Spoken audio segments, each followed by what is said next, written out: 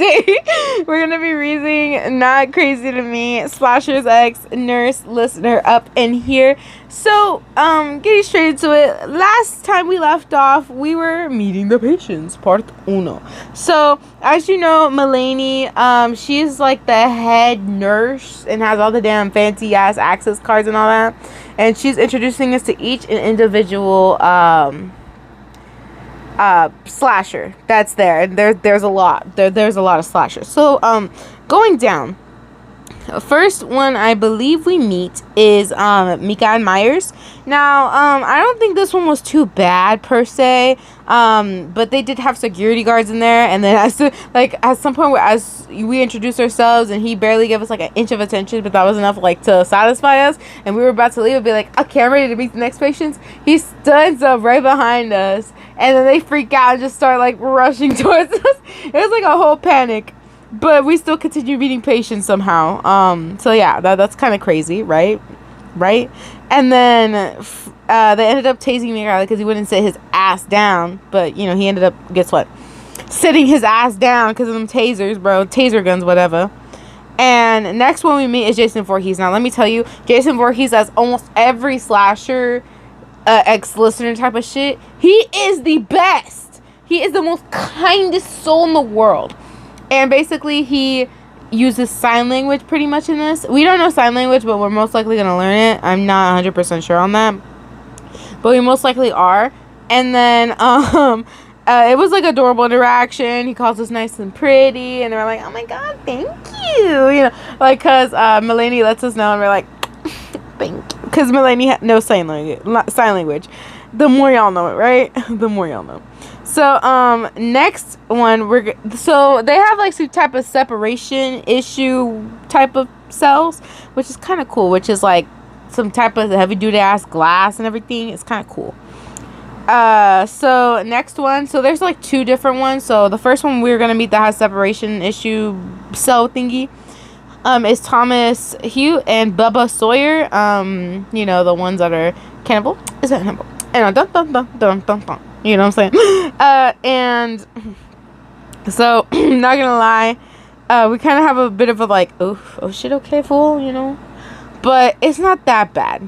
He's not crazy, but whenever we were like, trying to introduce ourselves to Bubba, we were like, he was like, he my bro, no man. And then we were like, damn, we're like, okay, fool, you know, respectfully. But then Bubba wanted to meet us and wrote us something that said hi, like on a on paper.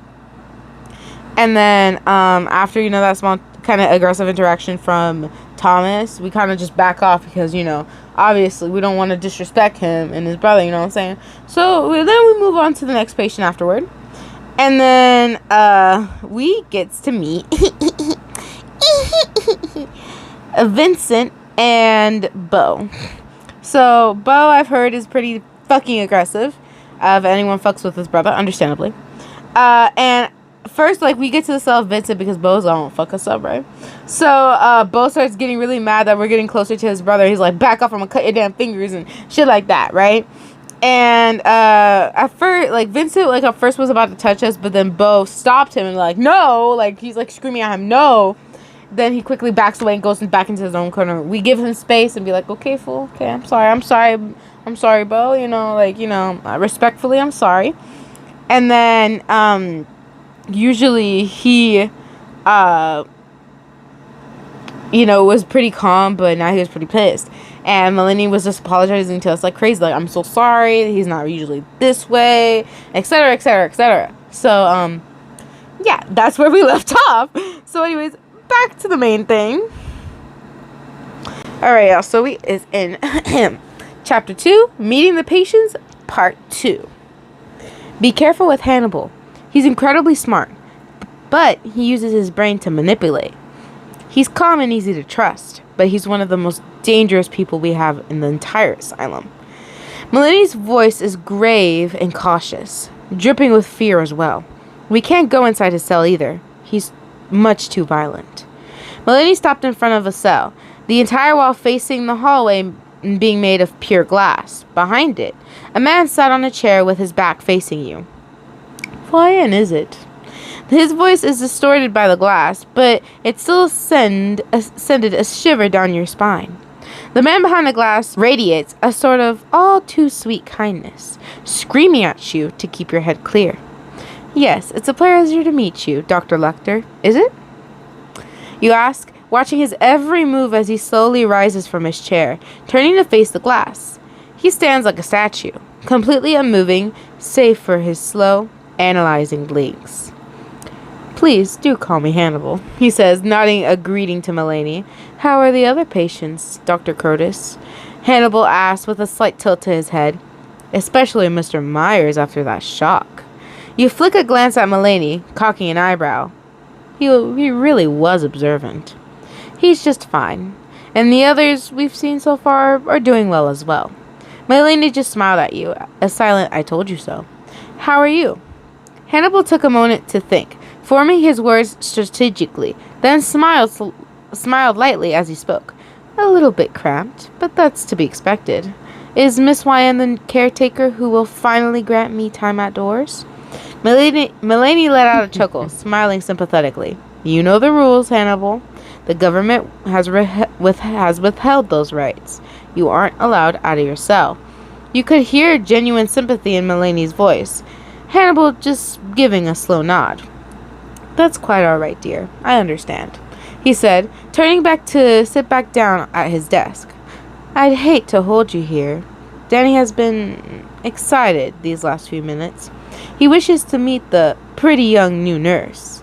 You smiled at Hannibal's almost mocking tone, letting Melanie say a quick farewell behind to lead you away. It was nice to meet you, Hannibal, you say before following Dr. Curtis to the next cell facing Hannibal's. Next, you'll be meeting Danny Johnson. He's extremely violent when he wants to be, so he's heavily guarded. Keep near the door, and just like with Mika and Myers, don't take your eyes off of him. Melanie explained deliberately. Sorry, y'all. Interruptions. Melanie explained deliberately, slowly, making sure you absorbed every single word. You simply nodded, not wanting to get another patient shock for your sake. The door opens with a click, and you're led into a room with 8 guards. Mikhail only had 4.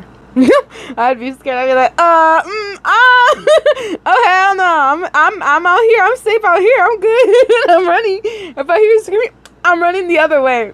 Call the cops on us. I'm running. I don't care. Anyways, all of these guards were armed with the taser that had been used on Mikhail. Oh, hey there, sweetheart. A man with black hair leaped from his spot, cross-legged on the bed. Applesauce, bro. Excuse me. His yellow eyes ablaze with contempt. It's nice to see a new face around here.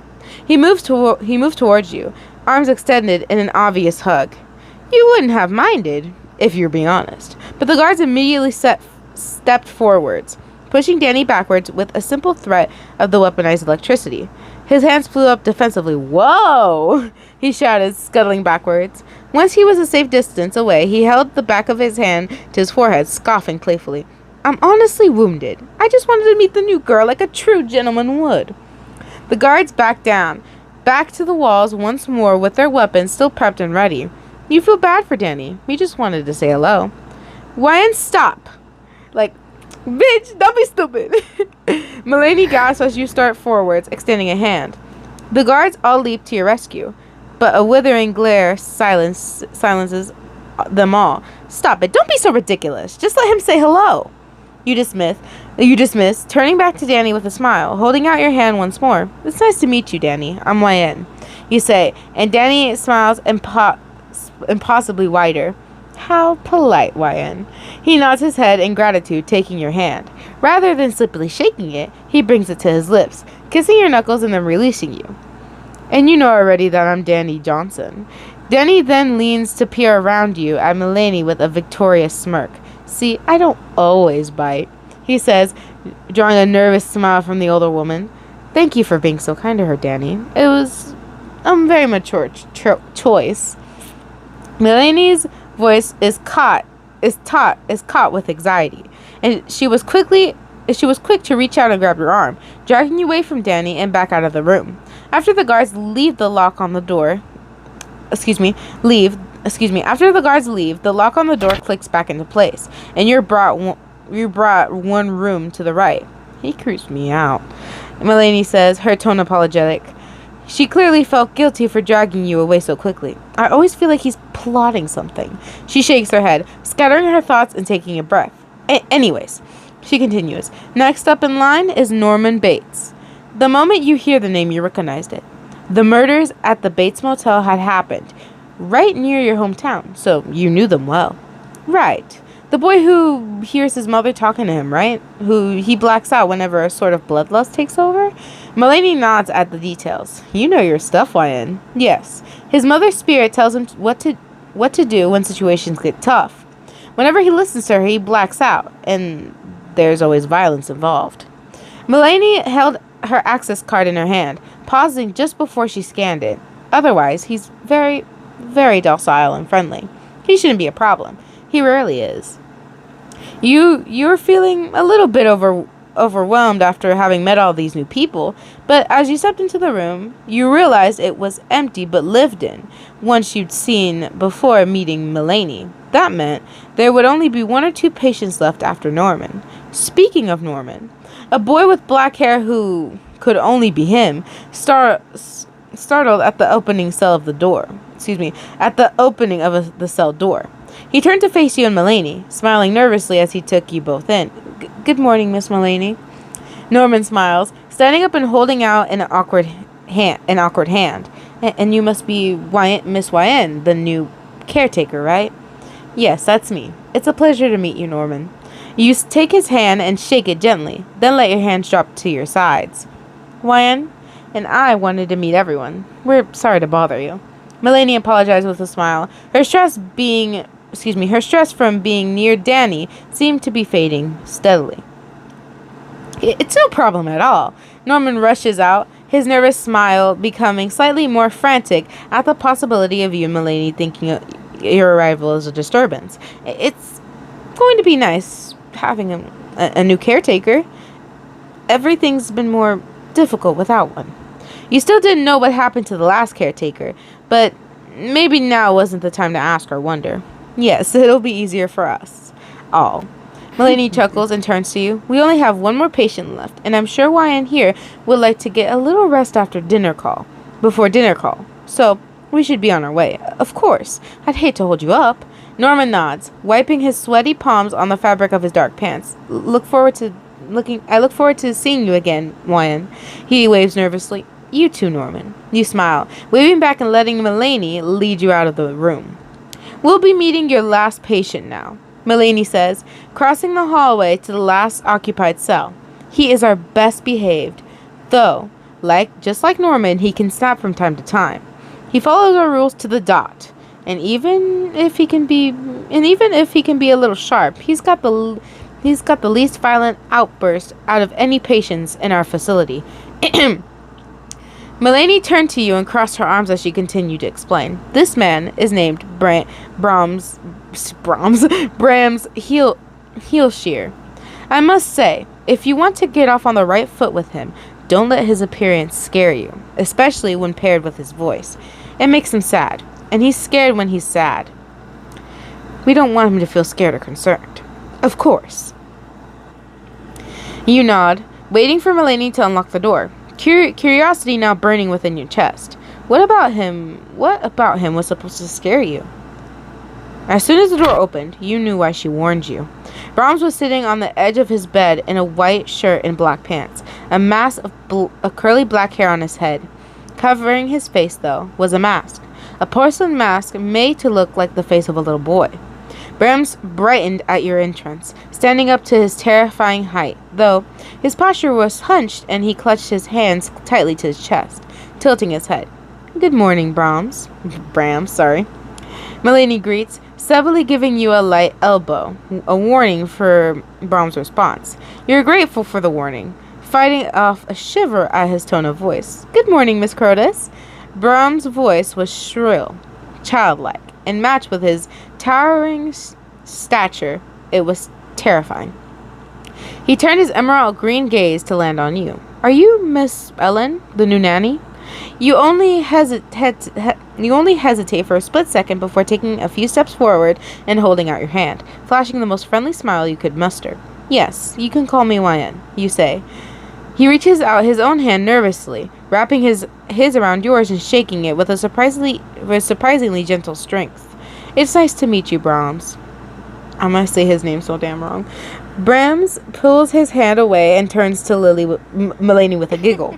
You can see he's smiling, a crinkle forming around the corners of his eyes, though, through the holes of in his mask. You're very pretty, YN, Brahms says, making your heart swell. Well, thank you, Brahms. That's very kind. You smile even wider. You're a gentleman. In response to your words, Brahms bows with I can't even... with one hand in front of him and one hand behind, just like a gentleman would. Melanie's phone buzzed from its place in her pocket, making both you and Brahms startle. That means it's 5 o'clock. We should be leaving now so that the guards can prep you all for dinner, Melanie says, taking a step forward to stand at your side. Aw, Miss Ellen can't stay? Brahms whines, his shoulders dropping. Melanie shakes her head. No, she needs to rest as well. But she will see you at dinner, all right? You've been very well behaved, Melanie praises, and Brahms perks up once more, nodding eagerly. I'll see you at dinner, Wyatt, he beams, waving eagerly back at you as you turn to leave. Well, that's everyone. Melanie lets out a sigh as she shuts and locks the door. They seem to like you quite a lot, save for Bo and Thomas, but they don't really like anyone. Melanie laughs. You can head to your room now to rest, and if you'd like, you can come watch as the patients are brought to the cafeteria starting at 6. All right, thank you for thank you for the tour, you say, then set off toward your room. Once inside, you collapse onto your bed and decide to take a little nap. Meeting all of these new people, most of which were potentially violent, had taken quite a lot out of you. The moment you were completely under the blankets, you were out like a light. An alarm set on your phone was for 5:50, giving you enough time to freshen up once more before going to see your patients again. Miguel wasn't as scared as you thought he'd be, and Jason was a total sweetheart. See, I told y'all bitches. Bubba was nice, and though Thomas would take some time to open up to you, you knew you just had to be patient. Vincent didn't seem to have a problem with you, but Bo sure did. But you figured you just have to give him some time to open up, like with Thomas. Danny was nice, and though Melanie didn't trust him, he didn't seem as bad as she made him out to be. Same with Dr. Lecter. Norman and Brahms were both super nice as well.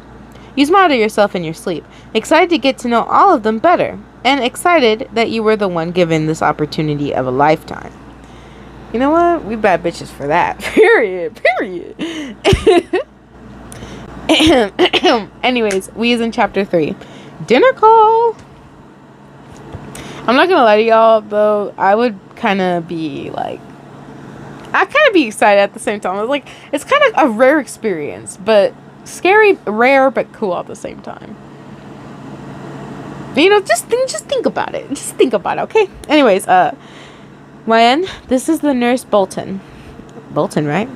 Melanie holds out a hand to present a woman about your age with black hair and brown eyes, her face slack in an uneuthanized expression. Amanda Bolton, she corrects, holding out a hand to you. You smile as you take it, shaking it gently. I'm the one in charge of the meal transportations, which have just about been completed. I was wondering if you'd like to help out in escorting the Sinclair brothers. Amanda crosses her arms, leaning her weight on one foot. She would obviously rather be getting all this done and over with, not asking some newbie for help. But you were grateful she had asked. You flashed a bright smile and nodded eagerly. I'd love to, you beam. You really wanted to get to know Bo better, befriend him before he grew to hate you too much. Amanda smiles tightly, then turns to Melanie. Thank you for your help in locating Miss Ellen. I think I can take it from here, she says, and Melanie nods, smiling lightly. Of course, Nurse Bolton. I'll be seeing you around. You watch as Melanie turns and hurries away towards her office, leaving you alone with Nurse Bolton, her brown gaze turning back to you. Come on now. We don't have time to waste. She huffs, setting off at a fast pace down the hallway, past cell after cell. You could see Danny up ahead being escorted by 4 guards, and there were more guards all the way at the other end by Mikael and Jason's cells. You were led by Amanda to cells 15 and 13, the ones holding the docile Vincent and the hostile Beau. I'm sure you know how Beau usually acts. Amanda sighs, flicking you a glance out of the corner of her eye as she stopped in front of Beau's door. Yeah, was pretty snappy. You responded with a small smile and a sympathetic look directed to no one in particular. Amanda nods. When he's with Vincent, like actually beside him without the glass separating the two, he's less hostile, but a much bigger asshole, so be ready for that. Amanda chuckles dryly at her choice of words, turning to the door and scanning an access card identical to the ones Mulaney had been using. Don't let him get under your skin or he'll get even worse. The door opens with a click, and as if on cue, 2 guards come from the hallway directly behind you. One of them, a woman with blonde hair, had a basic pair of handcuffs in one hand and a much stronger looking pair on the other. She smiles at you. Her companion, a black-haired man, frowning instead. He had a taser stick in his hand, the device crankling with pre-charged electricity. Go do your thing, Bruce, Haley. Amanda pulls open the door, in turn revealing a pissed-off Beau. Bruce charges in front of Hale, the taser letting out a louder buzz as it reaches its full charge state. Patient 13, hands behind your back, please, Hale demands, setting the thicker handcuffs on the ground and unlocking the thinner pairs. Oh, for fuck's sake, Beau spits, rolling his eyes as he turns around, holding his hands behind his back and tapping his foot impatiently. Well, get on with it. I don't want to wait here all goddamn day. You hear Bruce's scoff and Amanda's deep, impatient sigh, a frown crawling its way onto your face. Sure, Beau was being short-tempered, but that was to be expected of a prisoner, right? The handcuffs were placed and tightened, and Beau was basically dragged from his cell, hissing and spitting with every harsh shove delivered to him by Bruce. Once he was out in the hallway, his gaze settled on you, and his expression shifted into one that looked somehow more annoyed. Ah, great, this chick again, he mumbles, sending you a withering glare. Be nice, Beau. Heel sighs, clicking her tongue in dismay. She just wants to be your friend. I like the other girl just fine, thanks. Beau retorts with an unamused snort. I don't want some half-assed sad excuse for a replacement. His gaze turns to land on you, and he smirks. I'm gonna make you hate this job, girl. Don't mess with me or Vinny. Speaking of Vincent, Amanda cuts off, placing a hand on your arm. Let's get him out of his cell. Why don't we? You smile thankfully at Amanda's attempt to relieve the tension. He's a lot more compliant than good old Beau here. So you'll be able to come in and watch a little closer. No, she can't! Beau spits, seeming as if he were going to lunge. Bruce taking a threatening step towards him, taser at the ready, silencing him enough to calm down and set in his own angry silence. Your smile returns, pushing away the disappointment from expecting yet another fight with Beau. You already liked Vincent. He was calm and gave off a gently kind, good vibes. Nurse Bolton scans her keycard and opens the door, motioning for Hale to step inside first, Bruce sticking to Beau's side like a strong defensive burr. Then you, followed by Amanda herself. Vincent was already standing at his full height, almost since he was so hunched over. Understandable. Having discarded his usual spot from the floor beside the glass, his hands were held out in front of him, wrist only an inch apart so the cuffs would be could fit on easily. Thank you, Vincent. Hale smiles, locking the cuffs around the man's wrist. You watch, confused at Vincent's compliance. His docile behavior. He was the polar opposite of Beau. Scary looking on the outside, but sweet on the inside. While his twin was rather generic and friendly looking in appearances, yet much more hostile. Vincent, I'm sure you remember Wyan from earlier. Amanda forces a tight smile, attempting to, poorly, hide the fear in her stature. How was she so scared of a gentle giant? You didn't really know. Vincent nods curtly, keeping his gaze on anything but you. It's nice to meet you again, Vincent, you say. He still doesn't look at you. Instead, he turns his gaze to the doorway, a silent, get a move on already. Let's get moving. Haley punches in and leads the way. She doesn't have to shove Vincent like Bruce did with Bo. The black-haired man follows behind obediently, seeming with no intent to do anything like run away. You walk beside Amanda, a few questions brooding in your brain. So Vincent just complies? He's so tall and strong-looking, I'm sure he could easily escape after the door that had been opened before the cuffs were on. You point out with a raised eyebrow. Bruce gives Bo a harsh shove, taking the lead as Hale and Vincent follow behind, you and Amanda taking up the rear. We aren't really sure. Amanda begins with a nonchalant shrug, not caring enough to really look into the reason. We're guessing it's because of Bo. Vincent listens to every single thing he says no matter what, despite being at least 3 times stronger. You follow Bruce and Hale lead towards the cafeteria, down the hall towards the entryway where the receptionist was. Odd. You hum, watching in a mild amusement as Bo tried to shove Bruce's rushed pace and walk closer to his brother. Just slow the fuck down. Let me have a goddamn moment to speak, he growls, only to be met with yet another shove, this time accompanied by a sharp retort you couldn't quite hear. You arrive at the doors to the main entryway and take a sharp right, continuing down that hall until you reach the end. A hallway breaks off to your right, and a large set of double doors sit to your left. Amanda pulls out her access card and scans a scanner belonging to the big doors. The moment they open, the noise hits you. Loud chatter. The clicking of plates and chains, and the shuffling of feet on the floor. The cafeteria is very busy, housing lots of patients you haven't met, most likely belong to the upper floor. Go get them served and seated, please. Amanda huffs out, a frown on her face, already overstimulated by the loud noise and busy room. Now that we're done transporting our patients, you're now in charge of making sure no fights break out. I don't care what you do to do that, but keep them as tame as possible. The guards will listen to you if you need help too. Girl, you really said me, a nurse, like a normal human being, like basically us, right? You think I'm gonna be able to stop these big ass 7-foot tall fucking serial killers? You must be out of your goddamn mind. Like, first of all, Vincent, Bo, Hannibal, Norman, Jason, Mikael, like, that's too much, first of all. Like, the fuck? Like, if we needed guards just to talk to these fucking patients, what makes you think we can stop fights? It's ridiculous. It's giving ridiculousness. It's giving a lot of ridiculousness. No, ma'am. Because what the fuck? She's like, I don't know how you do it. I don't care how you do it as long as you do it. I'm like, what you mean? I'm gonna fucking die. Like, oh my goodness. No, I'm ranting, bro. That is not fair.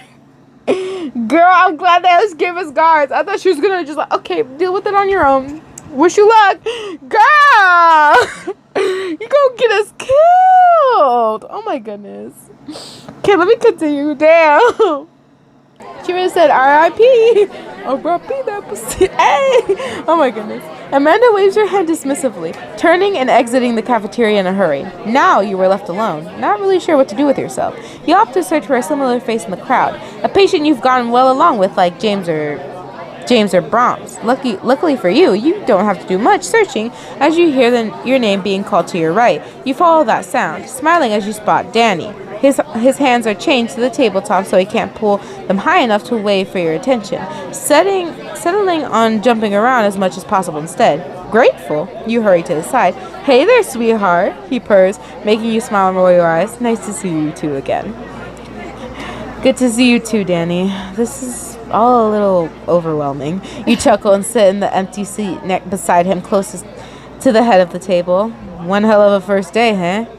He smiles and turns to his food. It all looks like the patients were served dull-looking mashed potatoes, void of gravy, boiled carrots, and a dry-looking slice of meat. You could say that again. Despite the mildly unappeasing food, you were still reminded of how hungry you are by a rumbly stomach. The sound drawing a laugh from Danny. They provided food for the caretakers over there. He nods his head towards the countertops where patients were lined up for their food. To the farthest left, there was a line with ununiformed employees, all holding trays. Much better food than this crap, he mumbles, though takes a bite of his meal anyways. You nod your head and stand to go to get your food. Come sit back here after. The other nurses are boring. I'd be happy to. You hurry away, pushing through the patients as they shuffled to their seats. The majority of them were accompanied by a guard, but one unattended patient caught your eye as you caught his. Miss Ellen! Excuse me, Miss YN!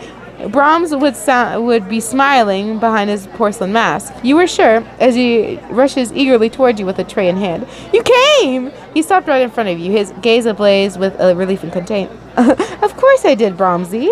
You smiled back at him. Do you want to come with me while I get my food? If you're allowed, of course.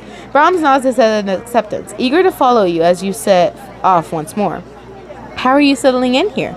He asked, leaning forward slightly so he could better see your face. You think for a moment. I think I'm doing okay. You nod. It's a lot to take in, but I'm excited to get to know all of you better. You take a spot at the back of the line, 5 or 6 employees ahead of you. Brahms sticks glued to your side without a trace of nervousness in his form at all. I'm glad. Brahms' voice is suddenly sadder, and his metaphorical buzzing ceases entirely. You frown and tilted your head. What's up, Brahms? The both of you take a step forward as the line shifts. Brahms didn't answer. Are you alright? He slowly turns his head to you. In his emerald eyes, you can see a deep fear mixed with a swirling sorrow. Are you going to leave? Are you going to leave me like the other nanny? His voice is suddenly small, the fear in his eyes tripling. You knit your brows, frowning. Of course not, Brahms. I won't leave ever. You know you can't keep that promise, but you feel like it's one that you simply have to make. The fear is immediately stomped away and replaced by a childlike glee. Thank you, dearly, Miss YN.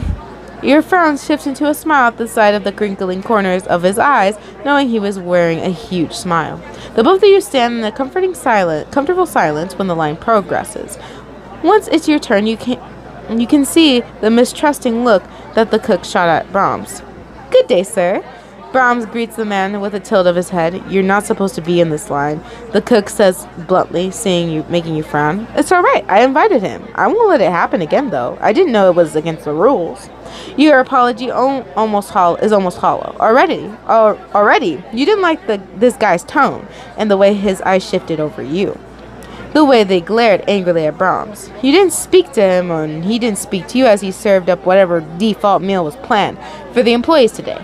It was the same of what the patients were eating, but it looked a lot more well done. A juicy slice of meat with plenty of spices, mashed potatoes and with a thick gravy, and boiled carrots that had also been roasted to add extra flavor and had a bit of a crispy texture. Where would you like to sit, Miss YN? Brahms asked, scanning the room. His gaze settled on Danny, who was staring at you and him with a bright gaze. Danny smiles as Brahms catches his eye. I'd like to sit with Danny if that's all right with you. Perfect. I was going to sit there anyways.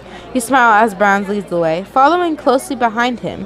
Pushing your way through the other patients proved to be surprisingly difficult, tripping over every little thing in your way. Apologies rushed from your mouth every time you bumped into someone, and you were grateful to finally appear by Danny's table. Brahms was already sitting across from Danny, and you took your previous seat on Danny's side of the table. Oh, damn, look at that gourmet shit. Danny's jaw dropped, his gaze trained on your food. Lucky you. He returns to his own food. You cannot offer some of your food now. With a laugh, you push your tray towards him. You can have some if you'd like. You offer. Danny snapping his gaze up to you. He seems utterly confused. Huh? He asked, turning to look at Brahms. He seemed just as surprised. You tilted your head, repeating your offer. Seriously? Danny obviously thinks you're messing with him or something. Only when you nod again does a smile split his face. You shift your gaze to Brahms and smile at him, offering the same deal. Why, thank you, Miss YN. Brahms grips the chin of his mask, lifting it just enough to expose the bare minimum while still being able to eat. You can see the faint signs of scarring on his left side of his face, but you keep your gaze away as to not make him uncomfortable. The three of you share your food, Danny and Brahms both offering some of their own so you can still have something to eat. You finish seconds before a loud buzzer goes off, prompting all of the patients who aren't chained to the table to stand up from their seats and leaving their trays on the tabletops and lining up in the halls. That means I have to leave, Brahms says, a mask slipping back into place. All right, I'll see you again soon then, Brahms. You promise, standing up as well. Catch you later, Brahmsy. Brahmsy, excuse me. Danny lifts his hand as much as his shackles will allow, giving a wave. Brahms slips away around the table, folding himself over Danny in a hug, turning to you and to do the same. He stops before he can complete the hug, flinching away, nervous that he hadn't asked first. I'm sorry, Miss Wyan. He apologizes. May I give you a hug? You can't help but smile and open up your arms in an invitation. It's immediately met by an eager Brahms, wrapping his arms around your entire form in a crushing embrace. The laugh you give off is cut off as the air pushed from your lungs for a moment.